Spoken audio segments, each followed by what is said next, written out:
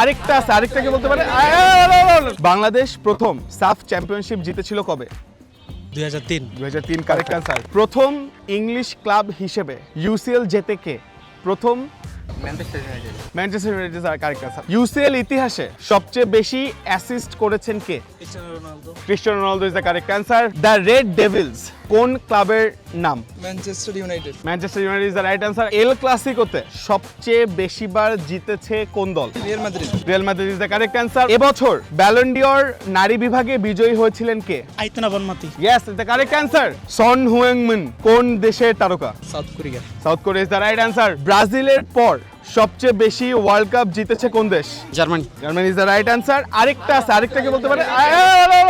Italy. Italy is right. Bangladesh Football Federation কত সালে প্রতিষ্ঠিত হয়? 1972। 1972 ইজ দ্য কারেক্ট অ্যান্সার। আচ্ছা, এই কোশ্চেনটা একটু ক্রেজি কোশ্চেন, যে অ্যান্সার করতে পারবে তার জন্য 2টা বছর। নর্থ লন্ডন ডার্বি হয় কোন দুই ক্লাবের মধ্যে? Chelsea and Everton. হয় নাই? Chelsea West Ham. হয় নাই?